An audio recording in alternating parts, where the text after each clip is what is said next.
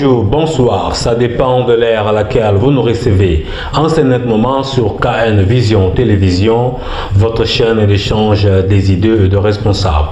Un grand merci à Bandeko sur Bazaro Landabiso partout dans le monde entier. Un grand merci à Bandeko Bazali Kozwa Tana Bango et Hotel Abiso Topesibino merci.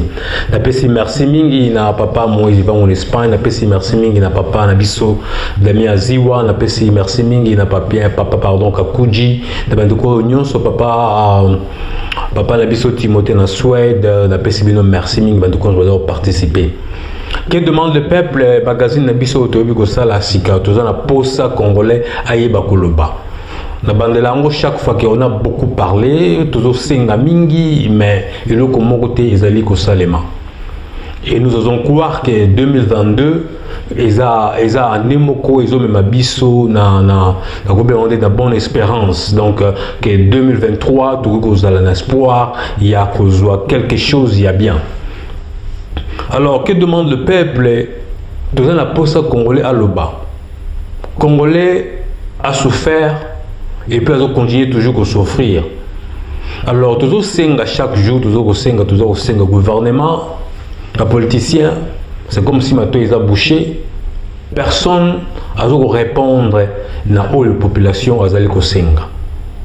Alors, que demande le peuple? Idée à Papa Nabiso Damien Ziwa, ou à Zalara en France, précisément à Paris. Mais au moment où toujours ça l'émission à Zana Kinshasa, à Zako vivre la réalité où nous avons les Kakuna. Avec au pesa na idée na épée à que demande le peuple. Tout le bague n'a que demande le peuple que si j'ai nous allons moko, tout le monde tient un volume. Chaque jour, mais chaque fois tout le monde ça l'émission, ils ont dépendre na biso ba congolais ceux qui do pesi ba réponse na biso bien mécanisme na biso na que demande le peuple. Ce qui moment le jour de ça l'émission cela veut dire que demande le peuple, personne n'a répondu. Tout quand nous que demande le peuple, il y a pas. Bonjour encore une fois Bandeko Télévision. Moi modeste contribution nangaye par bonjour papa. Le thème Oyo que demande le peuple. Nanina Nababoye. Cette fois-ci Naina n'a renvoyé une question d'une autre manière. Que fait le peuple? Que faisons-nous pour le Congo? Tout ça, ni pour le Congo est avancé. Parce que Toyokara souvent, puis ils allaient dans le langage courant. Faut fatiguer la boye, tout ça qu'on dit à tes, buona. Je veux bien, mais sont allés dans les pays développés, d'Europe, etc., Amérique, tout ça, et même dans une moindre mesure, Bamboka, Loko, là-bas, même Maroc, Bamboka, Zali quand même un peu avancé, y compris un peu d'Afrique du Sud aussi, quand même, Zali, ils ont un niveau de vie moins d'écolo par rapport d'habitude à la RDC. Très bien. Il faut dire une chose simple, c'est que la richesse d'un pays, ils allaient avant tout la libre entreprise. Ce sont les hommes qui font que Mboka est riche. Il faut que Batba entreprendre. Il faut que c'est aux hommes de créer valeur ajoutée. Aux hommes on a valeur ajoutée. On est au sein que entreprise cause la mingi et qu'on prospérer. L'État, il faut à ce moment-là à faciliter son entreprise. L'État a recollecté ma taxe. On a impôt et taxe. Comme on a foutu la taxité, par exemple. France a un diamant, France a un cuivre, France a un cobalt, non. Mais quand même, ça qu'on prélevé mingi, quand même, ma taxe, les impôts, etc. C'est ça qui fait qu'après, développement, on a pu construire des routes, etc., y compris des routes à péage, par exemple. Donc, je veux dire qu'on ne doit pas tout attendre que l'État n'est pas l'État ne peut pas tout faire. Entreprise, ils ont dit petite et moyenne entreprise, il y a moins il faut créer. Il faut créer une entreprise ici qui a biscuits, il y a gâteau, il y a bonbons, toutes sortes d'entreprises. Il y a quand même un marché de 100 millions d'habitants. la RDC. Pourquoi il faut que chaque fois tout le monde non, Fatih Salinini? Non, pas du tout. Bon, Fatih, rôle le gouvernement des alliés qu'on faciliter. Okay. D'accord? On peut faire comme par exemple dans les pays développés. Ah, si on crée une entreprise à condition qu'on embauche par exemple trois jeunes, trois jeunes entreprises on a par exemple allègement d'impôts, nouvelle création d'entreprise pendant 3 ans, on a dérangé, on a exonération d'impôts, on peut même te donner une petite allocation et pour les Européens permettre de soutenir l'entreprise, y compris qui malheureusement on attend toujours. Okay. Tout ça, vous avez dit que banque des PME, banque même à microfinance, et qu'on va voir, on a un projet ça est viable, on a besoin de 5-10 000 euros, on te prête cet argent-là. Et puis, il y a aussi un autre problème aussi, vous allez dans des pays comme le Nigeria, que j'ai visité plusieurs fois, le Ghana, même le Cameroun, dans la moindre mesure, Bambo Kawana, ils se mettent à 2, 3, 4 pour créer une entreprise. Nous, on ne sait pas faire ça. Ah, quand on est dans un mambo, il faut attendre le banc à Tchaba locataire, ou bien à Semaket Mitano, ou bien esprit de mort. Non. Pourquoi pas, par exemple, se mettre à 2 ou 3 pour se mettre un bateau de pêche, par exemple. La pêche. Pourquoi? Est-ce que le Congo vraiment avec le grand bassin, l'un des plus grands bassins dans le monde, tout ça, c'est la Namibie, etc. Les années sont liées. Okay. Pourquoi ne pas? Moi, je suis d'accord, je lance un appel encore une fois. S'il y a des Congolais qui veulent monter quelque chose, etc., on se met à 2, 3, 4, même à 5, c'est pas un problème. On met des efforts en commun. Tout le qui marche sur les chalutiers, même sur les ports français, etc., en allant de n'importe où, tout ce monde bateau de pêche. Ok? Alors avec ça, tu d'accord, tu développes pêche, même à l'exportation. Ok, intervention dans les années très simple, chers amis. On ne peut pas toujours, là, ce qu'on appelle l'État-providence. L'État-providence dont parlait Mitterrand. On ne doit pas tout attendre que l'État s'alagneuse. Non. Mais ça, les alliés, bien sûr, au gouvernement, mais le plus grand employeur en RDC, c'est quand même les fonctionnaires. D'accord? Mais ça ne suffit pas. On ne va pas faire du Congo un pays de fonctionnaires. Non. Il faut créer une valeur ajoutée. Nous-mêmes, nous devons créer nos propres emplois. Très bien. Bilan avec le sol congolais. Ils allaient occuper, ils allaient cultiver, ils allaient exploiter à combien de pourcents? Et le Comoroté va déconner. Tous préférés tout ce moment c'est une honte. Voilà. J'aimerais bien que Bopé Sangavi Nabilo plutôt exploité côté Wana. Bopé Sangavi Nabilo. Pourquoi pas Bissomo Bakon tout se raisonner, tout voilà, tout se regarder, tout vital en face, quoi. Tout à l'heure. Qu'est-ce que nous on fait? Bissomo tout ça au sein. Tout demande le peuple, d'accord. Tout ça au sein qui bon.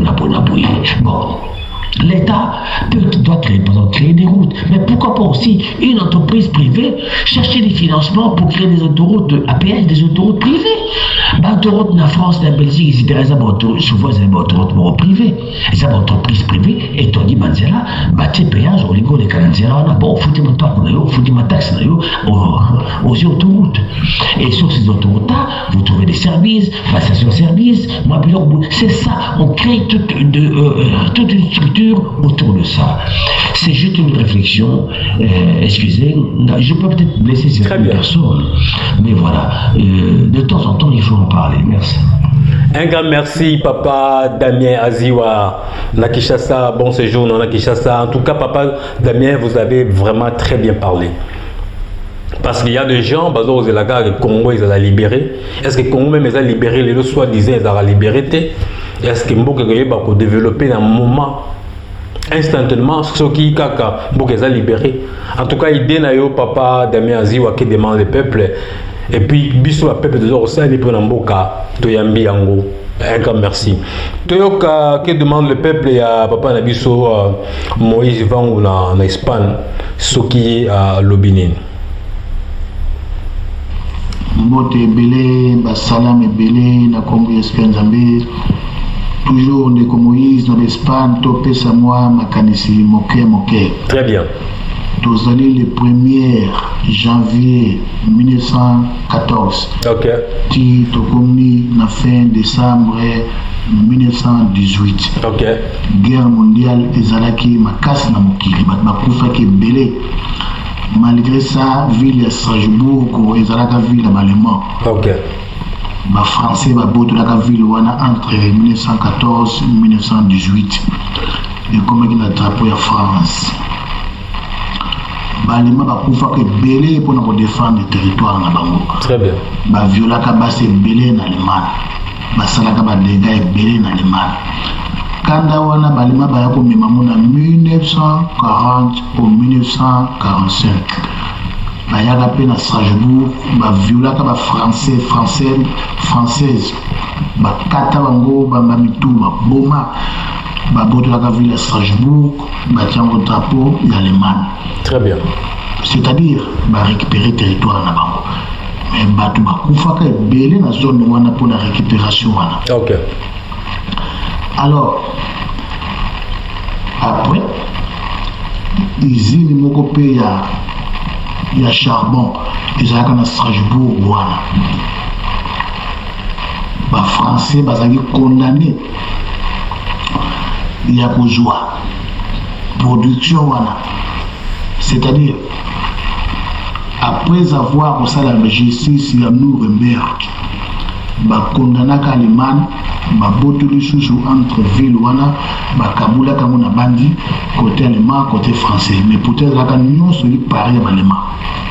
Bon ba vandi wana na kwa ba histoire wana. OK. Ya mona kamin 45 allemand na botoli ville na bango. Mais comme justice n'est kendaka bakondanaka Allemagne pour la guerre nae charbon moko ezalaka quelque part wana boye ya Allemagne balobaka na Allemagne France a utilisé charbon wana durant sur 50 ans boye et le kolo futa niongo ningo bomaka ba français comme ça justice en Nuremberg kenaka presque ndenge wana bakufaka ebele. Événement qui na frontière wana eza lokola kaka histoire ya Congo na ba Rwanda wana. Très bien. Ba Rwanda baye basali koboma bato na kata Congo. Normalement Congo il fallait pas céder facilement na diplomatie ya kosaka échange ya ba trafic minéraire. Avant Congo salango eza mabete potoko condamner Rwanda tena mokili timu kili mjamba wa mokili. Rwanda a un problème de paix en affordité. Problème de l'individu au bas pour gérer Rwanda. Pour payer, ils ont un problème de. Ils ont l'Allemagne, ils ont un problème de France. Non. Ils ont un problème de Hitler contre la France. Ou bien Napoléon, ou bien président il y a 14-18 ans. Contre l'Allemagne. C'est-à-dire les individus. Pour la terre, ils ont la terre. Le Nord-Rwanda peut changer aujourd'hui. Et comme un exemple, Burundi. Ou Congo changer comme un Zaïre, c'est-à-dire que les gens ont un problème de bas individu. Ok. Il fallait que Congo n'ait ça là. Pour ça, la justice, nous était à Nuremberg. Pour éviter tout le massacre dans l'Est du Congo, Kagame, etc. Juger Bango, après qu'on juge, ceux qui ont condamné Bango, même quand ils ont condamné Bango verbalement, éthiquement. Mais entre parenthèses, Congo des fois, ça n'a pas cassé, ça n'a pas cassé. Ah bon, c'est la frontière, mais ma relation une fois ceux qui va policier na Congo on a la battu le bateau batiaka ke balobi pour mobule contre mais normalement Congo go sala moté même ba zoba ba go sala moté ba bike pepe syndicat ya on peut salamaki mais dernièrement de ba contrat ba signaka ba mine Rwanda ya na Congo a exploité la mine na ndenge ki ateki ya pas teka kazo ba bénéfice pour moi ça m'a bêté. Les hommes habités. Même dans les 500 ans, frontière, on est là-bas, frontière. problème il fallait Congo avant ça un acte à Bongo à passer un acte de Nuremberg justice congolais sur l'individu na Rwanda pour tout condamner Rwanda comme Rwanda a un problème de l'individu lorsque le régime a Kagame koya solo beaucoup remarqué bato bakoya sima bakozala un peu tumulte on va changer politique pour éviter que Mobutu akendaki tant Mobutu azalaki surtout atoza danger toleki baafricain nyonso na makasi mpo Mobutu aki ngala mobo atimba d'après biso mais oyo bayaki après ye bayaki différent Mobutu mpe oyo aza lelo aza différent Mobutu obeti abeti yo musée Kabila obeti abeti yo bazalaki différent na Kanambe différent na Tshisekedi bon nabani mpo na nga tokondane Rwanda te makambo eleka tokondane baindividu mpo na nga na kopesa conseil wana barelation ya bafrontière ti tokokufa etikala kaka ndenge ezali moto akochange yango oyali te allemagne ekoya mpe ya Rwanda te Rwanda akoma allemagne te donc eloko wana toyebango biso na mokili mais nde tosala nde effort ya tosala Nuremberg na ndenge ya Congo contre baindividu na Rwanda soki tokofundisa Rwanda mwa eloko moko boya même après 100 ans Kagame bakufa mabe ezali te mais pays comme pays ya bato ya na problème te même Congo aza na problème te ya bapays mosusu mais baindividu nde toujours baka mabe lelo toko bakongo mabe Congo aza mabe te Congo aza na or aza na diamant aza na cuivre aza na bapétrole baindividu nde bakodirige ou badirige kango baza nde banégatif mais ye moko Congo lelo so azwi tete abi à travers Rwanda pe même chose aza mabe te Rwanda ekutani nde na mutu moko mabe nga ntango Kagame azwi pouvoir Dieu est conscient na baka mutu aoyaka le désordre na Congo comme je savais nzambe inconscient nanga akosela nzambe te et c'est vrai après des années yango esalama pour na monaka titre na ye ou comité chef d'état-major ou ye mosu président na ye oyo problème na est mais nzambe akosalisa ke nzambe esasukisi ye po azali mpe na fait bon à tout. Un grand merci papa Moïse Vango na Espagne na participation na yo un grand merci na papa na biso Damien Ziwa un grand merci na bandeko bazota kolanda biso lelo to bosana koloba date tozali jeudi et pardon tozali mercredi le 5 janvier 2022 nzamba songa biso en tout cas bandeko ka Vision Télévision bolanda biso bo continuer que toujours que tout na même tout na bino bo continuer toujours que pesa ba biyano na mituna na biso ya que demande le peuple pour que la République démocratique du Congo mais quand même koye ba oyo nini toza ko luka pe nini toza nango besoin pour que pardon peuple congolais ayeba ko se retrouver botika la malamu ndito ba à chaque fois to kutana prochainement na numéro msusu bye bye.